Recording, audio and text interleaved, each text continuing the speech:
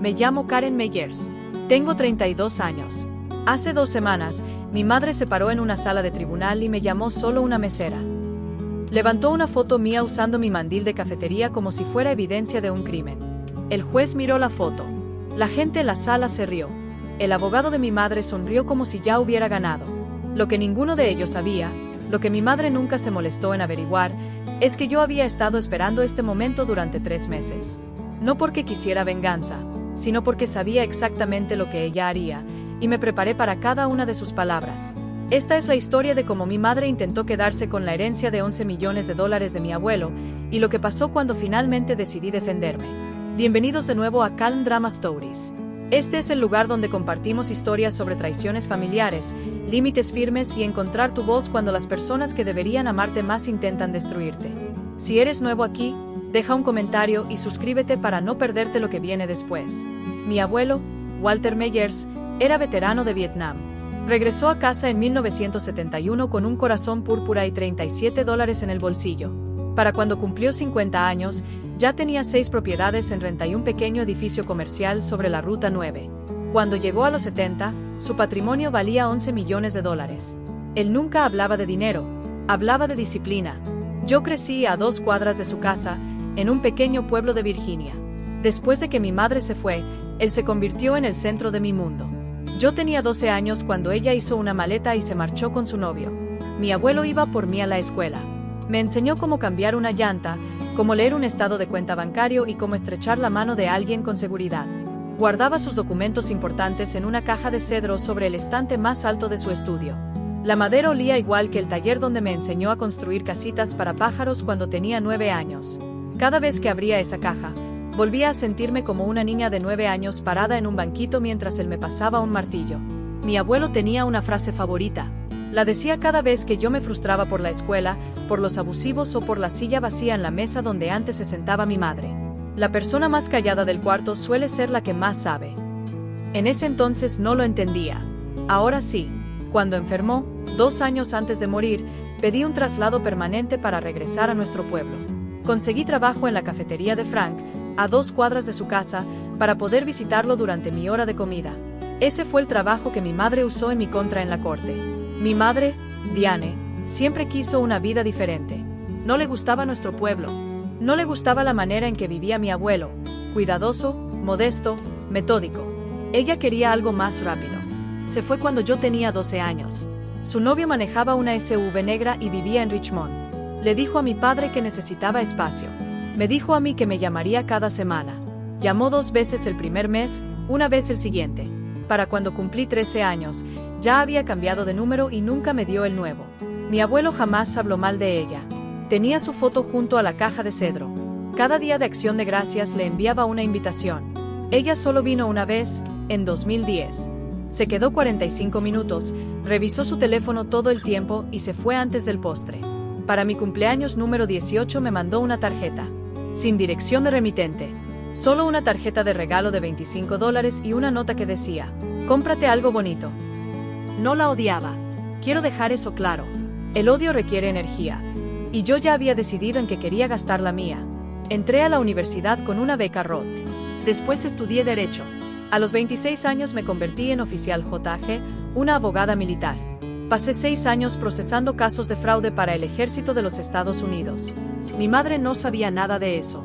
Nunca preguntó. Después de dejar a mi padre, se casó 2 veces más. El segundo matrimonio duró 3 años. El tercero, con un hombre llamado Richard Hall, seguía en pie cuando murió mi abuelo. Richard fue la primera persona en la vida de mi madre que se dio cuenta de que mi abuelo tenía dinero de verdad. Y fue Richard quien la convenció de regresar por él. Mi abuelo murió un martes de enero. Yo estaba sentada junto a su cama, sosteniendo su mano. La habitación olía a antiséptico y cedro. Había llevado la caja de madera desde su estudio y la coloqué en el buró para que pudiera verla. Miró la caja. Luego me miró a mí. «Vas a estar bien», dijo. «Siempre has sido la fuerte». Esas fueron sus últimas palabras. El funeral fue pequeño. Frank cerró la cafetería ese día. Fue el cartero, la bibliotecaria y el farmacéutico que llevaba las medicinas de mi abuelo cada jueves desde hacía 2 años.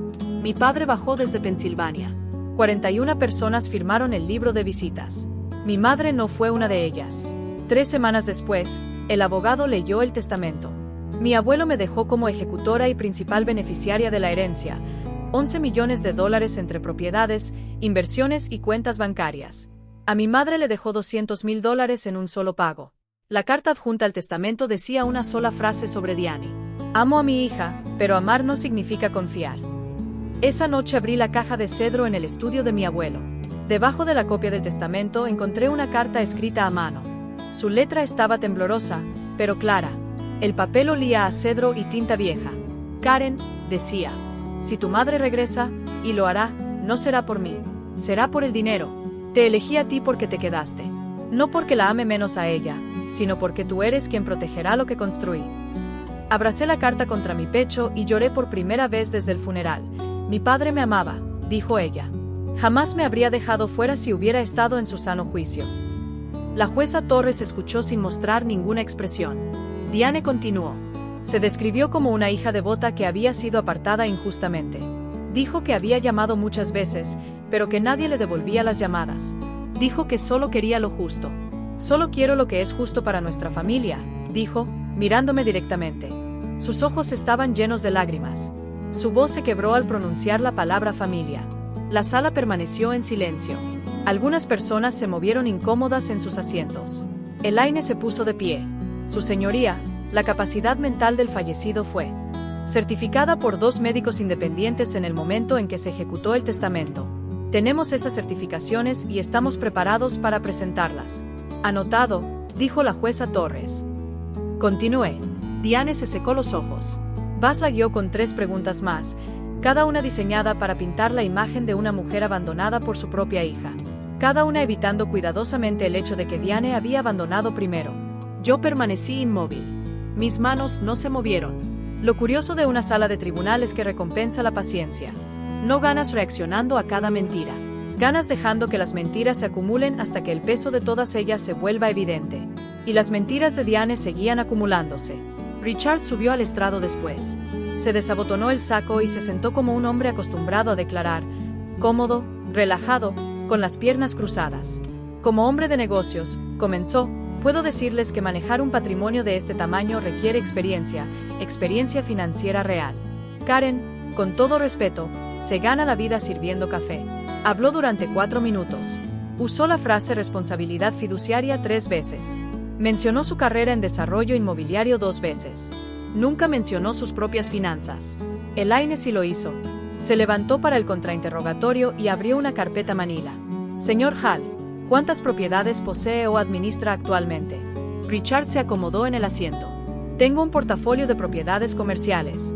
¿Cuántas de esas propiedades están actualmente en proceso de preejecución hipotecaria?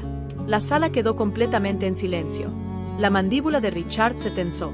Eso no es relevante para este procedimiento.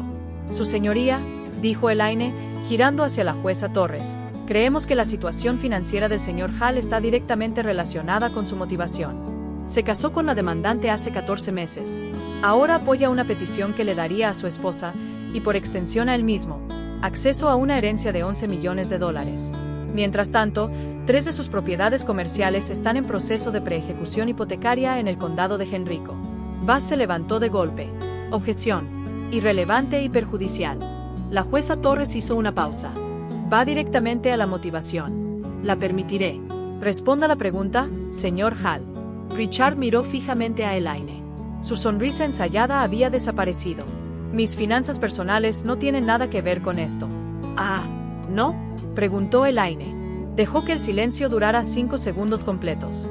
La galería murmuró. Escuché a alguien susurrar lo suficientemente fuerte para que yo lo oyera. Ya sabía.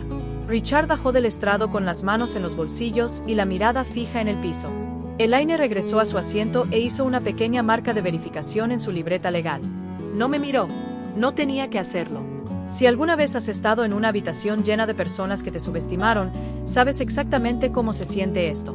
Las ganas de levantarte y la disciplina de permanecer sentado. La jueza declaró un receso a las 11:40. Salí de la sala y me senté en una banca de madera en el pasillo. Elaine me siguió. ¿Estás bien? Estoy bien. Se sentó a mi lado. Richard se quebró más rápido de lo que esperaba. Ha estado gastando dinero que no tiene. La gente así siempre se derrumba cuando les pides mostrar sus cuentas. Nos quedamos en silencio un minuto. Luego Elaine preguntó, ¿cuándo quieres usar la carta? Sabía exactamente a cuál se refería. La carta de la caja de cedro. La había encontrado 2 semanas después del funeral. La letra de mi abuelo, cuidadosa, inclinada ligeramente hacia la derecha, como enseñaban caligrafía en los años 50. El papel era grueso, del tipo que compraba en la papelería de Main Street. Estaba fechada 6 meses antes de su muerte, cuando su mente seguía lúcida y su mano aún firme. La escribió sabiendo que este día llegaría. Karen, si tu madre regresa, y lo hará, no será por mí, será por el dinero. No digo esto para ser cruel. Lo digo porque la conozco. Te elegí a ti porque te quedaste. No porque la ame menos a ella, sino porque tú eres quien protegerá lo que construí. La carta estaba notariada. Frank había sido testigo.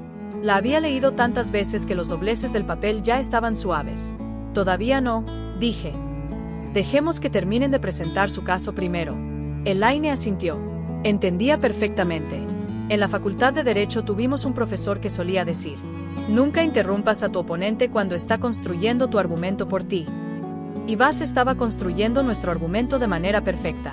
Cada fotografía, cada insulto, cada solo es una mesera, era otro ladrillo en nuestro muro. Doblé las manos y esperé a que terminara el receso. La sesión de la tarde comenzó a la 1:15. Bas tenía más fotografías. Las extendió sobre el escritorio de la jueza como si fueran cartas de póker. Yo rellenando un dispensador de azúcar. Yo cargando una tina de platos. Yo limpiando una mesa al fondo del café. Su señoría, dijo Bas, la ejecutora de esta herencia vive en un departamento rentado encima de una cafetería. Maneja un auto de 10 años. Trabaja por propinas. Dejó que cada detalle cayera lentamente. Esta no es una persona que entienda la administración de riqueza. Esta es una persona que cuenta monedas al final de su turno. Diane asintió desde su mesa. Richard, ya recuperado, sonreía apenas con los brazos cruzados. La jueza Torres estudió las fotografías. Luego levantó la vista. Licenciado, ¿tiene algo más aparte de fotografías? Bas hizo una pausa. Su señoría, las fotografías hablan por sí mismas. Yo decidiré que habla por sí mismo, respondió la jueza. ¿Tiene evidencia de mala administración financiera? ¿Irregularidades? ¿Fondos desaparecidos? ¿Transacciones indebidas? Bas revolvió papeles. Estamos en proceso de solicitar esos registros, su señoría. Entonces no los tiene. La sala quedó en silencio. Sentí a Elaine moverse junto a mí. Quería intervenir. Coloqué mi mano suavemente sobre su brazo. Ella se quedó quieta. Entonces Bas volvió a decirlo. Su señoría, ella es solo una mesera. Lo dijo 3 veces ese día. Yo las conté. Cada vez sonreía un poco más, como si repetirlo lo hiciera verdad. No lo hacía, pero sí hizo que lo que vino después fuera mucho más efectivo. La jueza Torres cerró la carpeta de fotografías. Ajustó sus lentes. Me miró. No con lástima. No con juicio. Solo me miró. La parte demandada puede presentar su caso. Elaine me miró. Yo la miré a ella. Y asentí una sola vez. Era hora. Antes de que Elaine se levantara, tuve un pensamiento. En el ejército enseñan un concepto llamado sobreextensión. Un soldado que avanza demasiado lejos de la línea queda aislado, sin apoyo, vulnerable. El instinto es seguir empujando hacia adelante, pero la jugada disciplinada es mantener tu posición y dejar que el enemigo pase de largo. Bas llevaba corriendo toda la mañana. Yo aprendí paciencia en Fort Liberty. No la paciencia de quien espera porque no tiene opción. La paciencia de quien espera porque sabe exactamente cuándo moverse y exactamente qué tan fuerte golpear. Había soportado 4 horas de testimonios, fotografías, lágrimas y la palabra mesera. 4 horas de mi madre actuando dolor frente a un tribunal lleno de personas que jamás la habían visto sufrir por nada. Mi cuerpo seguía inmóvil. Mi respiración controlada. Mis manos no habían abandonado la mesa desde las 9 de la mañana. En mi primer año como oficial JAG procesé a un sargento de suministros que había robado fondos de combustible durante 3 años. Su abogado pasó 2 días enteros hablando de su historial militar, sus medallas y sus despliegues. Cuando llegó mi turno, presenté una sola hoja de cálculo.